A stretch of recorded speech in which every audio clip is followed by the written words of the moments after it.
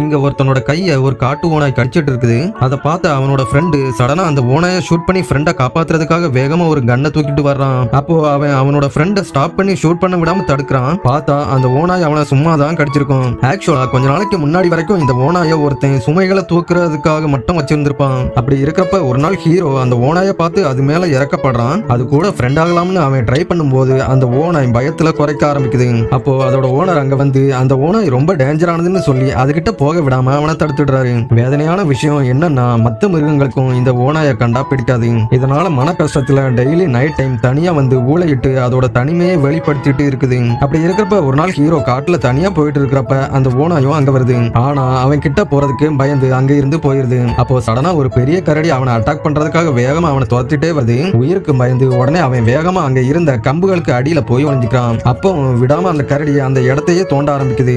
அப்போ சடனா அந்த ஓனாய் அங்க வந்துட்டு அதை விட பல மடங்கு பெருசா இருந்த கரடி கூடவே சண்டை போட ஆரம்பிக்குது. கொஞ்ச நேரத்துல கரடியும் அங்க இருந்து ஓடிடும். அவன் சேஃப் ஆனதுக்கு அப்புறம் அந்த ஓனாய் அங்க இருந்து போகுது. அடுத்த நாள் அந்த ஓனாய்க்கு நன்றி சொல்ற விதமா அவன் அதுக்கு சாப்பிடறதுக்கு ஃபுட் கொண்டு வந்து வைக்கிறான். அதை பார்த்ததும் அந்த ஓனாய்க்கு அதோட அம்மா ஞாபகம் வந்துருது.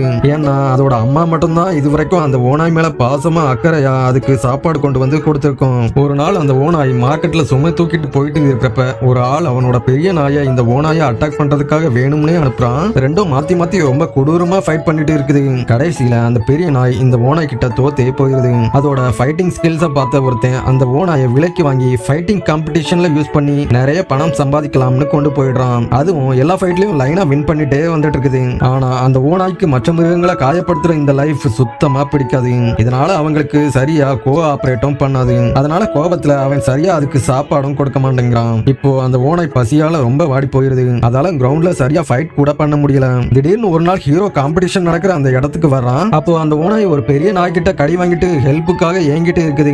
அப்போ ஹீரோ அந்த ஓனாயை கூட்டிட்டு வந்து காசுக்காக அதை கொடுமைப்படுத்தினவனை அடிச்சு போட்டுட்டு கிட்டத்தட்ட சாகர கண்டிஷன்ல இருந்த அந்த ஓனாய் மேல பரிதாபப்பட்டு அவனோட வீட்டுக்கே தூக்கிட்டு போயிடுறான். வீட்டுக்கு கொண்டு வந்து அதோட காயங்களுக்கு கட்டு போடுறான். கொஞ்ச நாள்லயே அது திரும்பவும் நல்லபடியா குணமாயிருது. ஆரம்பத்துல அவன் அது பக்கத்துல போறப்ப அந்த ஓனாய் பயந்து அவனை அட்டாக் பண்ண ட்ரை பண்ணுது. ஆனா அவன் பொறுமையா அவனோட கையாலேயே அதுக்கு உணவு கொடுக்க ஆரம்பிக்கிறான். அதுக்கப்புறம் கொஞ்சம் கொஞ்சமா அந்த பயம் எல்லாம் இப்போ அவன் மேல நம்பிக்கையாவும் பாசமாகவும் மாறுது. கடைசியா அந்த ஓனாயும் அவனும் பிரிக்கவே முடியாத க்ளோஸ் ஃப்ரெண்ட்ஸா மாறிடுறாங்க.